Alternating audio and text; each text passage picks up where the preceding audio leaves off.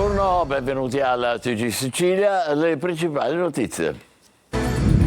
Palermo, 42 anni fa l'assassinio di Pio La Torre, padre delle leggi per il sequestro dei beni di Cosa Nostra. Il presidente della commissione regionale antimafia Cracolici: occorrono strumenti nuovi per combattere la criminalità organizzata che cambia. Tra i nuovi poveri, rileva l'Istat, anche lavoratori con un contratto e uno stipendio, con cui però non arrivano a fine mese. In molti, denuncia la Caritas, non riescono a comprare i farmaci o a pagare l'affitto e sono costretti a rivolgersi agli usurai. 0 morti sul lavoro alla vigilia del 1° maggio, folla di studenti alla Zisa di Palermo all'iniziativa della UIL. C'è anche un videogioco, vince chi rispetta le regole. A Bronte, violentata e ripresa con la telecamera del telefono, arrestati un uomo e una donna che si sono accaniti contro una giovane moldava appena arrivata in Italia in cerca di lavoro. Foglio di via per gli attivisti che a Palermo a inizio mese hanno fatto il bagno nella fontana per protestare contro l'emergenza idrica per i giovani, un provvedimento sproporzionato previsto per i mafiosi. Le corse clandestine di cavalli restano tra i fenomeni criminali più diffusi nel catanese. Adesso intervengono gli animalisti, decisi a costituirsi parte civile contro lo sfruttamento degli animali. Siracusa, il degrado sotto gli occhi di tutti, anche dei turisti. Allo sbarcadero Santa Lucia, a 2 passi da Ortigia, c'è l'abbandono totale, numerose le segnalazioni di protesta dei residenti. Calcio, per il Palermo è già vigilia di campionato contro lo Spezia. I rosanero cercano 3 punti per scacciare la crisi e blindare il 7° posto. In Serie C il Catania valuta il ritiro in vista dei play-off.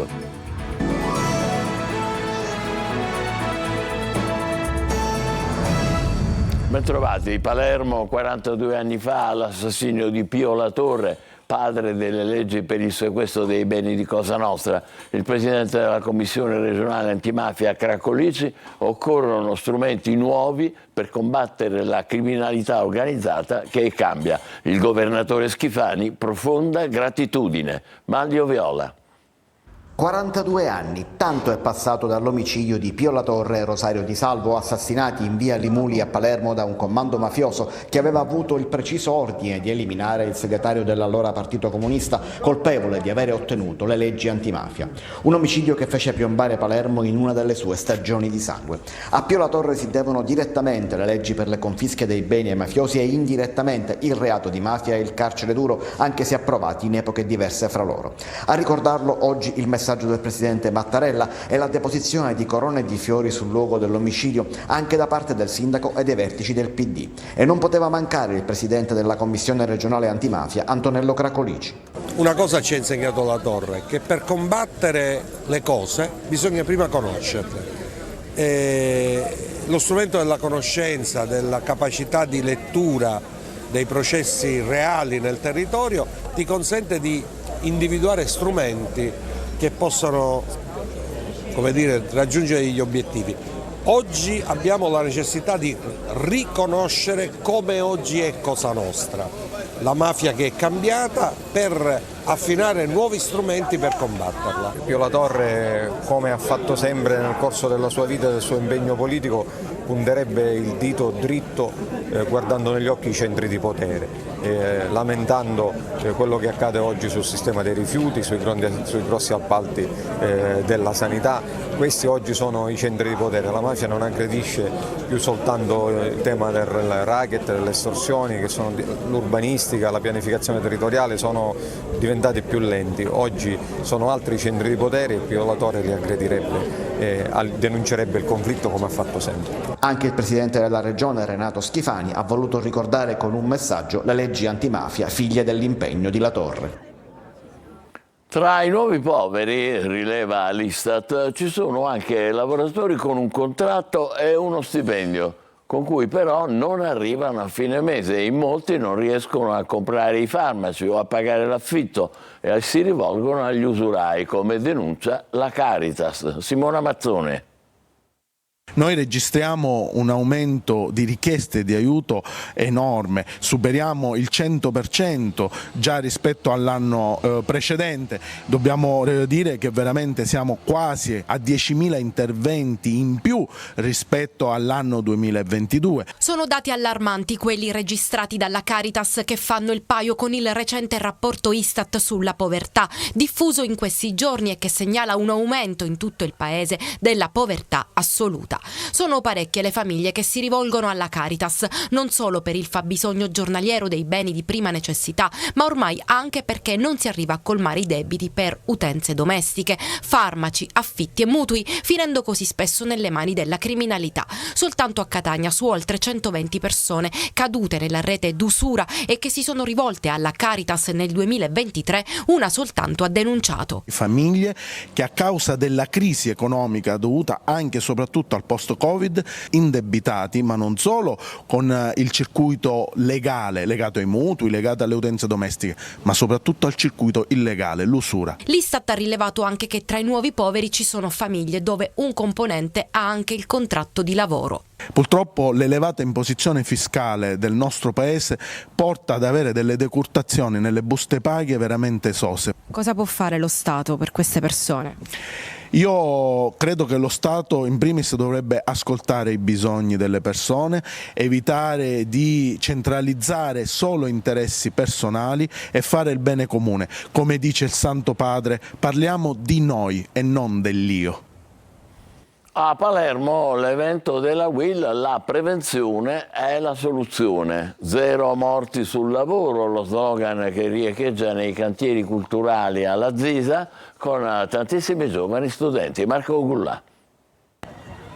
Alla vigilia della festa dei lavoratori e nella giornata mondiale per la salute e la sicurezza sul lavoro, a Palermo in scena il convegno La prevenzione e la soluzione. E allora da chi partire per sensibilizzare la collettività sul tema? Ma da loro, dai più piccoli. Gli istituti scolastici di ogni ordine e grado infatti sono luoghi in cui il diritto alla salute e alla sicurezza può trovare un terreno fertile sul quale radicarsi fin dai primi momenti di socializzazione. Avere fatto questa iniziativa che tanto coinvolge le giovani generazioni è il primo passo verso un percorso che deve essere lungo e continuo. Tante le iniziative come quella della UIL, che ha creato un videogioco proprio incentrato sulla sicurezza sul lavoro. Vince chi rispetta tutte le regole. Abbiamo pensato all'interno della giornata mondiale sulla salute e sicurezza di far interagire i bambini che sono studenti delle classi elementari in maniera tale da appunto interagire col gioco e capire quali sono le regole e le buone prassi all'interno di una realtà lavorativa. I bambini come si stanno comportando? Il gioco ha riscosso un grandissimo successo legato proprio al fatto che è qualcosa che si avvicina praticamente al loro mondo, al linguaggio loro, al linguaggio diretto. Più prevenzione, meno morti, equazione logica. Noi crediamo moltissimo nella sicurezza e nella prevenzione, investendo sempre di più. La sicurezza è la vita, dobbiamo stare attenti agli operai e ovviamente a noi artigiani e piccole e medie imprese che tutti i giorni ci coordiniamo e lavoriamo sempre insieme con gli edili. Pronte le liste per le elezioni europee dell'8 e 9 giugno. Quasi tutti i partiti hanno scelto come capilista i propri leader. Sarà la Presidente del Consiglio Meloni a guidare Fratelli d'Italia e la segretaria Schlein, capolista del PD. Maglio Viola. Sono state aperte questa mattina le segreterie istituzionali per depositare le liste dei candidati alle elezioni europee del prossimo 8 e 9 giugno. Ci sarà tempo fino alle 20 di domani, 1 maggio, per presentare l'intera documentazione e gli elenchi. 5 i collegi in cui è divisa l'Italia, la Sicilia è parte dell'ultimo di questi, il collegio 5, che comprende le 2 grandi isole, oltre alla Sicilia anche la Sardegna. 8 i deputati che saranno eletti in questo territorio. In corsa ci saranno sicuramente i 5 Stelle, che oggi hanno presentato la propria lista lista di candidati con capolista Giuseppe Antoci, voluto da Giuseppe Conte, e il PD, che i candidati li ha presentati la scorsa settimana con capolista la segretaria Ellis Klein. A destra pronta e ufficializzata la lista di Forza Italia guidata da Caterina Chinnisci e che ospita anche un candidato di Noi Moderati, e quella della Lega guidata dal generale Roberto Vannacci, che ospita anche i candidati dell'UDC di Cesa. Non ancora depositata ma ormai definitiva la lista di Fratelli d'Italia, guidata anche in Sicilia dalla Premier Giorgia Meloni, e nella quale sono rappresentate le due anime del partito con 2 candidati di area Musumesci. 4 gli assessori regionali in corsa, 2 in Forza Italia, 1 nella Lega, 1 in Fratelli d'Italia. Percorso più complesso per i partiti minori. Chi non ha rappresentanza in Parlamento deve raccogliere 500.000 di firme perché la lista venga accettata. Ce l'ha fatta Cateno De Luca con la sua lista Libertà, frutto della fusione elettorale di oltre 20 movimenti e piccoli partiti anche molto diversi fra loro. Dice di avercela fatta anche Michele Santoro, che ha annunciato ieri sera di aver raccolto le firme necessarie. La DC Nuova di Toto Cuffaro invece non ci sarà col simbolo, ma probabilmente Marco Zambuto, genero dell'ex presidente, correrà nella lista Stati Uniti d'Europa insieme ai renziani. La cronaca violentata è ripresa con la telecamera del telefono. Un uomo e una donna sono stati arrestati a Bronte, nel Catanese. Si sono accaniti contro una giovane moldava appena arrivata in Italia in cerca di lavoro. Eva Spampinato. Prima la violentano e poi si incastrano con le proprie mani, anzi con il proprio video sul telefonino. Una orribile storia di degrado sociale, soprusi, aspettative deluse, paura. Una donna moldava era arrivata in Sicilia per cercare lavoro, ma è piombata in un inferno di botte e violenze. Le indagini della polizia, coordinate dalla Procura di Catania ed eseguite dalla sezione reati contro la persona della squadra mobile, sono incominciate all'inizio di aprile, dopo la denuncia della donna arrivata in ospedale con la clavicola fratturata. I suoi presunti carnefici sono 2 rumeni, una coppia residente a Bronte, nel Catanese, che oltre a maltrattarla l'avrebbe anche violentata. Nel telefonino della donna, una 39enne che è finita agli arresti domiciliari con il braccialetto elettronico, avendo un figlio di 6 anni, infatti sono stati trovati 3 video della violenza sessuale nei confronti della moldava. La vittima si trova ora in una struttura protetta. I 2 fermati devono rispondere dei reati di maltrattamenti, lesioni personali e violenza sessuale di gruppo. Il rumeno di 41 anni è stato portato nel carcere di Piazza Lanza a Catania. I carabinieri di Acireale hanno arrestato un uomo per maltrattamenti in famiglia. L'uomo aveva picchiato la figlia, che da poco era tornata a vivere con lui, colpendola anche con calci, strappandole ciocche di capelli e stringendole le mani al collo. La compagna dell'uomo, che ha assistito alla scena, ha chiamato il 112. I carabinieri di Cefalù hanno messo agli arresti 2 fratelli di origine balcanica accusati di lesioni personali aggravate, violazione di domicilio, minaccia. Le indagini dopo una lite tra i 2 poi arrestati e un loro connazionale in un bar a Campofelice di Roccella. Poco dopo il gruppetto aveva organizzato una spedizione punitiva a casa della vittima, un uomo aggredito a sua volta con calci e pugni davanti alla moglie e al figlio minore. Foglio di via per gli attivisti che a Palermo a inizio mese hanno fatto il bagno nella fontana, una protesta simbolica, non violenta, contro l'emergenza idrica. Per i giovani si tratta di un provvedimento ingiusto e sproporzionato, previsto per i mafiosi. Lorena Dolci.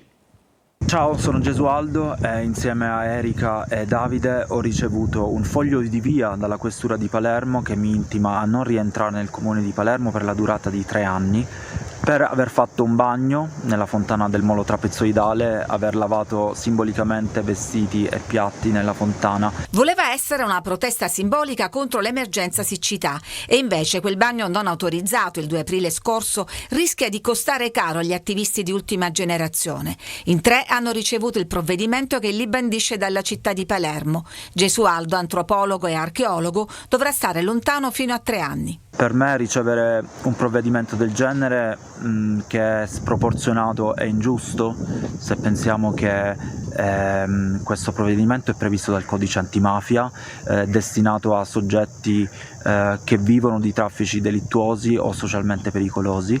Lieto fine invece per Erika, prossima alla laurea, che ha presentato ricorso contro il foglio di via che le impediva il diritto allo studio. Stamattina sono andata in questura ad Enna e mi hanno notificato la revoca del foglio di via. E finalmente, perché così appunto posso tornare a Palermo, perché se no avrei perso l'anno universitario e non mi sarei potuta laureare. Alla domanda se tornerà a protestare risponde così. Penso che sia importante in questo momento protestare, scendere in strada in qualsiasi modo, perché la situazione è drammatica in Sicilia, abbiamo già l'acqua razionata. Le corse clandestine dei cavalli, uno dei fenomeni criminali più diffusi nel territorio catanese. Adesso anche gli animalisti intervengono sui recenti sequestri e contro lo sfruttamento degli animali. Ci costituiremo parte civile, dicono. Eva Spampinato. Gli animalisti si costituiranno parte civile contro il degradante fenomeno delle corse clandestine dei cavalli, ma soprattutto a favore della tutela degli animali trovati in pessime condizioni in una delle ultime retate delle forze dell'ordine nel territorio catanese. Dopo l'ennesima denuncia e il sequestro di 4 cavalli, tra cui un pony appena nato, avvenuto alcuni giorni fa in una stalla del quartiere di Picanello, la LNDC Animal Protection è intervenuta in merito alle pessime condizioni in cui sono stati ritrovati i cavalli sequestrati. Abbiamo depositato una nostra denuncia per unirci a quella che è già pendente, quindi per entrare nel procedimento, costituirci parte civile quando, come auspichiamo, si andrà a giudizio. 2 uomini sono stati denunciati per maltrattamento di animali e corse clandestine. Nella stalla sequestrata, inoltre, i carabinieri avevano trovato farmaci per umani e veterinari che venivano usati per mitigare i dolori dei cavalli, senza però le dovute prescrizioni. Purtroppo ciò che noi registriamo, lo diciamo in ogni occasione, è un quadro sanzionatorio ancora troppo blando per quel che riguarda le ipotesi di maltrattamento di animali. Al quadro già complesso di reati si aggiunge quello dell'esercizio abusivo di professione veterinaria. In Parlamento sono previste ipotesi di aggravamento delle pene anche in maniera molto sostanziosa. Con questo nuovo quadro sanzionatorio si potrebbero avere strumenti più efficaci anche di prevenzione e dissuasione dei reati. Siracusa, il degrado sotto gli occhi di tutti, anche dei turisti, allo sbarcadero Santa Lucia, a 2 passi da Ortigia. C'è l'abbandono totale, numerose le segnalazioni dei residenti. Francesco Aloi. Il Duomo, il teatro greco è questo.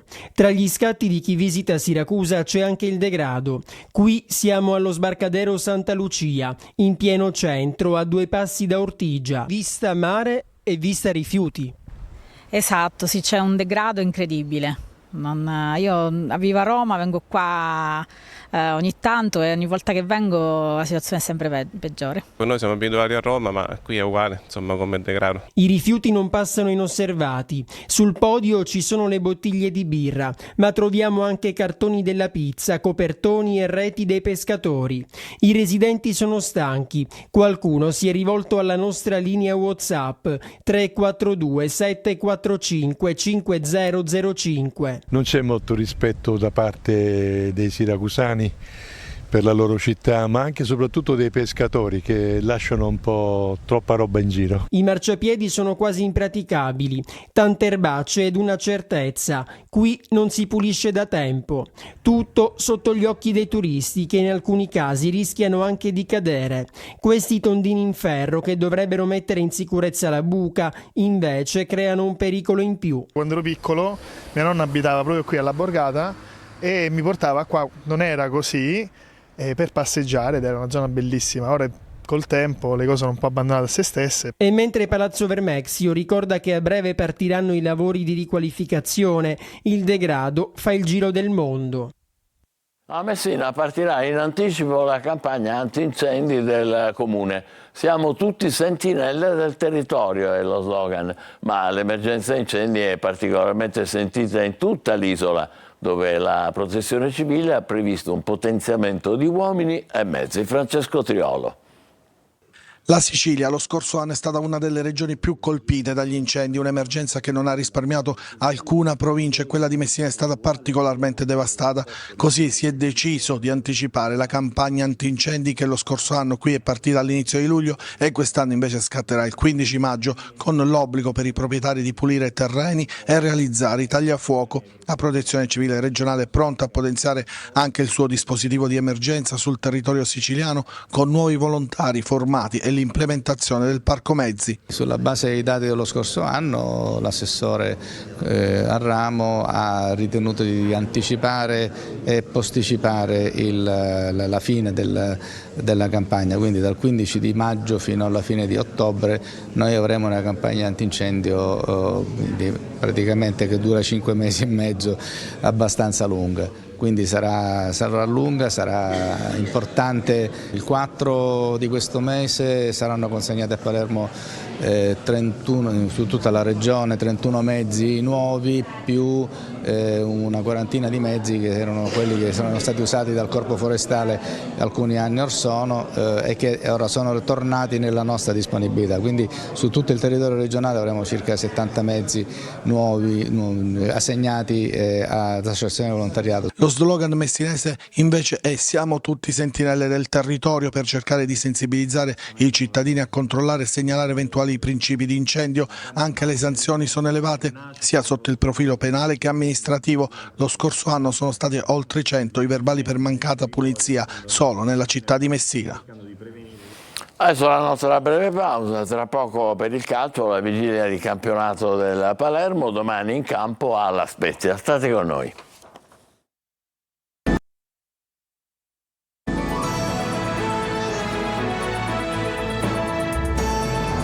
Rieccoci con il calcio, vigilia di campionato per il Palermo che domani affronterà lo Spezia fuori casa. Mignani non cambia modulo. Marco Gullà. 3 punti in 4 partite e 0 vittorie, 6-3 pareggi iniziali avevano lasciato qualche dubbio, la sconfitta contro la Reggiana li ha spazzati tutti via. L'inizio di Mignani è da considerarsi a tutti gli effetti un flop. Ovviamente l'allenatore del Palermo non poteva certamente fare miracoli, ma in 4 giornate ci si aspettava certamente di più. Oggi vigilia di partita, domani Palermo impegnato sul campo dello Spezia, rosanero che vogliono blindare il 6° posto, ma adesso occorre un'inversione ad U sul trend attuale. La sesta posizione per portare alla fine per andare alla fine della stagione. Io sono venuto qua perché credo che questa sia una squadra che possa fare qualcosa di importante, perché la società mi ha dato grandi motivazioni, per cui nella mia testa se dovessi accorgermi che qualcuno si stia sedendo, si stia accontentando di quello che è stato fatto fino adesso, probabilmente lo manderei lontano da questo centro sportivo. Mignani sceglie la strada della continuità anche contro lo Spezia. Il tecnico sembra orientato a confermare il 3-5-2 schierato nelle ultime partite. Niente cambio modulo, quindi la squadra ha bisogno di certezze. Sono 4 gli indisponibili: Vasic, Di Mariano, Koulibaly e Aurelio. In avanti Brunori e Mancuso. Ranocchia potrebbe partire titolare. Da oggi riprende la preparazione del Catania in vista della fase dei play-off, rinviati di 3 giorni in attesa dell'esito del ricorso del Taranto. La società sta valutando l'ipotesi di un ritiro. Francesco Triolo. Una prospettiva cambiata all'improvviso dall'incubo play-out al sogno play-off. Il Catania da domani aprirà un nuovo capitolo della sua stagione. Il primo obiettivo è quello di cancellare le 17 sconfitte in campionato che hanno condizionato l'intero campionato, tolto a tratti anche certezze, quelle certezze che adesso il Catania ha 2 settimane di tempo per ritrovare, complice anche lo slittamento dell'inizio dei play-off con i rossazzurri in campo il 14 maggio e non più l'11. Per questo sarà importante anche il mini ritiro che la società sta immaginando di effettuare per dare la possibilità alla squadra di preparare al meglio il post-season. Michele Zeoli e lo staff tecnico e sanitario lavoreranno sul recupero degli infortunati con una piccola speranza di recuperare anche Diego Peralta in vista dell'inizio della seconda fase. L'infortunio contro il Messina è stato abbastanza serio, ma ci potrebbe essere la possibilità di recuperarlo in vista di una ipotetica semifinale. Una speranza che però dovrà essere coltivata. Chi non avrà a disposizione al primo impegno Zeoli sarà Marsura, che dovrà scontare il secondo turno di squalifica. mentre è più difficile che possa recuperare Silvestri, assente da mesi per infortunio. Il tecnico rossazzurro però dovrà lavorare anche e soprattutto sulla testa di un gruppo che ha dato risposte di carattere contro Messina e Benevento e che vuole ripartire proprio da quell'atteggiamento.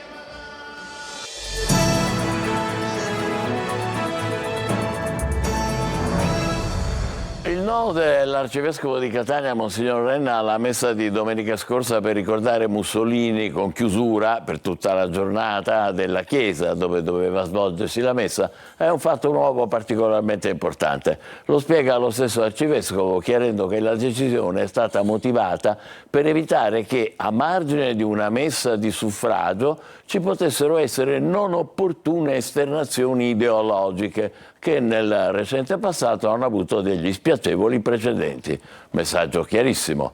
È vero che a Catania, come l'altro giorno in diverse città, i nostalgici del fascismo si sono ritrovati in passato, il 28 aprile, non per pregare per l'anima del duce, ma piuttosto per stendere il braccio, come è accaduto nel 2016, quando addirittura anche un diacono ha seguito l'esempio di alcuni partecipanti alla messa facendo il saluto fascista sull'altare, che è vietato per legge, tanto per ricordarlo. Dunque il segnale di Monsignor Renna è chiaro, la musica è cambiata. Anche a questo riguardo vuol dire che Catania deve liberarsi di nostalgie e arretratezze culturali e ci permettiamo di aggiungere noi, diventare sempre di più una metropoli moderna, rispettosa delle regole, desiderosa di competere con le altre città quanto a vivibilità e sostenibilità. Per le nostalgie condannate dalla storia e dalla legge, Catania, diciamolo pure, può attendere. Ci fermiamo qui, Sicilia torna alle 20, grazie e buon pomeriggio.